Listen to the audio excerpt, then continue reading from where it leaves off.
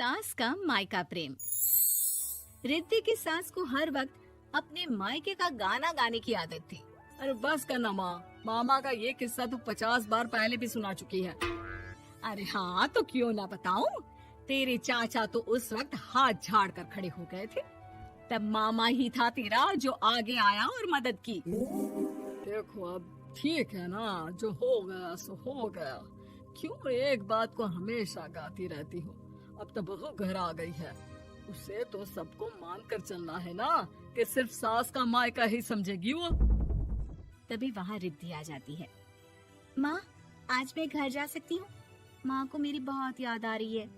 शादी के बाद एक बार भी नहीं गई। हाँ तो कौन जाता है। अरे मेरी शादी के बाद जब मैं विदाई होकर आई, इतना बड़ा ससुराल मेरा, खाने वाले 10 लोग और बनाने वाली मैं सिर्फ एक। ऐसा लग रहा था जैसे सिर्फ खाना बनाने के लिए ही ब्याह किया है। वो तो मेरा भाई था, गांव से एक काम करने वाली चाची को भेज दिया जो मेरा हाथ पटाती थी, और उसको पैसा, खाना, कपड़ा, रहने के लिए कमरा, वो सब किसने दिया था? तुम्हारे भाई ने। ये मामला रोज का था। ससुर भी जब गुस्सा होते तो वो सारी बात कह देते जो उनके मन में इतने समय से चल रही थी। मेरा भाई, भाभी, भतीजा, भतीजी सब छुड़वा दिया। मैंने जीवन भर सिर्फ तुम्हारे परिवार वालों से निभाया, लेकिन अब भी चैन नहीं है तुमको। बहू के सामने सास को लगा कि उसकी बेइज्जती हो रही है। अब सुन बहू, अपने कमरे में जा, कहीं नहीं जाना मायके वायके। घर का काम कौन करेगा? पड़ोसन। बहू समझ जाती है मामला गर्म चल रहा है। कमरे में जाने में ही भलाई है। कमरे में क्या है? तुम्हारी माँ हर वक्त चिक चिक चिक चिक करती रहती है। कल ताई मिली थी तुम्हारी मुझे, लेकिन मजाल है सासू माँ की उन्होंने एक बुराई की हो, लेकिन सासू माँ हाँ, जब देखो तब ससुराल के लोगों की बुराई करती रहती है। बेचारे पापा जी कितना मिस करते हैं अपने घर वालों को। मेरा तो बड़ा मन करता है कि ताऊ जी, चाचा जी और सब मिलकर रहे, ना साथ रहे लेकिन आना जाना तो ठीक से रखे। हिंदुस्तान और पाकिस्तान एक हो सकता है, लेकिन चाचा और ताऊ के परिवार के साथ हम लोगों का मिलन ना जी ना, कभी नहीं हो सकता। ये बात है। देखिए मेरे साथ ना ज्यादा चैलेंज मत करिएगा। ऐसा कोई काम नहीं है जो मैं नहीं कर सकती। ससुर जी जो कि बहू की बात सुन रहे थे सामने आ जाते हैं।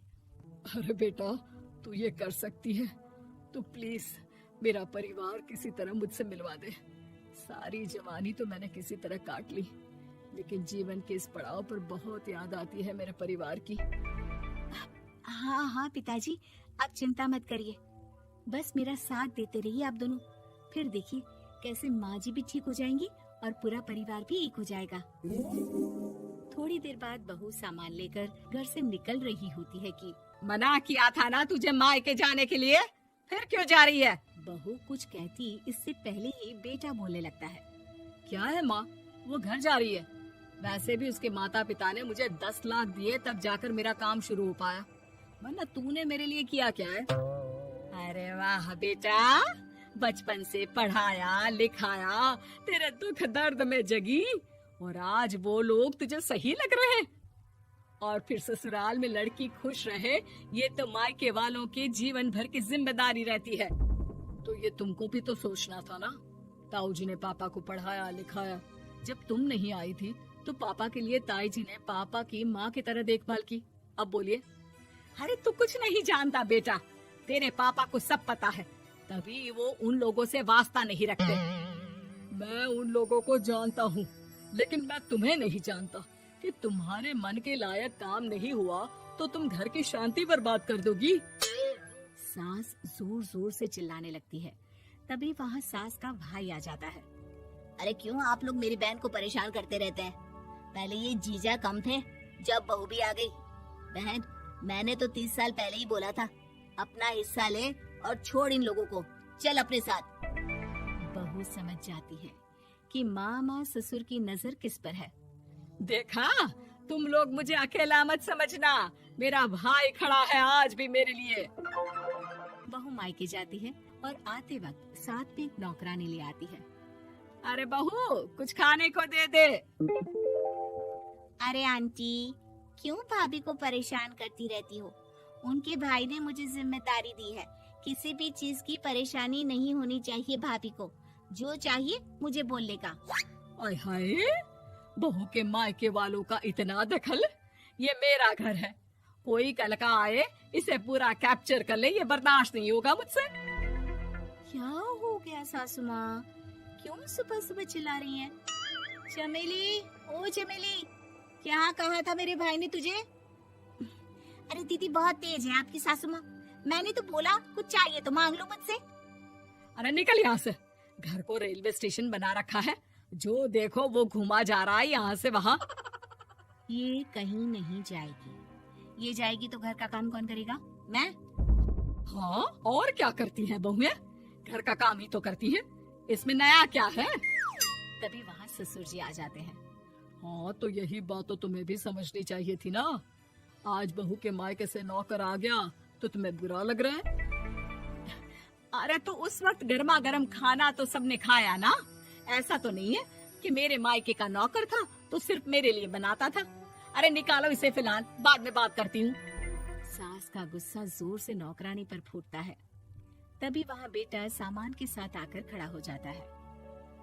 चलो रिद्धि, तुम ठीक बोलती हो। मेरी माँ को तो हम लोगों की कोई फिक्र है ही नहीं, ये तो सारा दिन सिर्फ अपने बारे में सोचती है। और देखिए, मैं अब से कह रही हूँ कि अब से इस घर की तरफ आपको देखना भी नहीं है। नहीं आना आज के बाद इन लोगों से मिलने। हाँ, बस कभी कभी दिन में 2 बार मिलने आ जाओ। नहीं, बिल्कुल नहीं। ससुर झूठा नाटक करते हुए। मेरी बीवी ने मुझे मेरे ही परिवार से दूर कर दिया, आज बहू मेरा इकलौता बेटा दूर कर रही है। हाय, कैसे जीऊंगा मैं? वाह, वो भाई जो आपको बेटे की तरह मानता था, उन्हें छोड़ने में तो दुख नहीं हुआ। आज खुद का बेटा छोड़कर जा रहा है तो कैसे जीऊंगा? बड़े आए। अब सास समझ चुकी थी कि उससे गलती क्या हुई है। मुझे माफ कर दे बहू, अब मेरी समझ में आ गया कि अपनों से दूर कर बीवियां पति का भला नहीं बल्कि उन्हें जीवन में अकेला कर रही है। मुझे माफ कर दे, मैं अब सबसे माफी मांग लूंगी।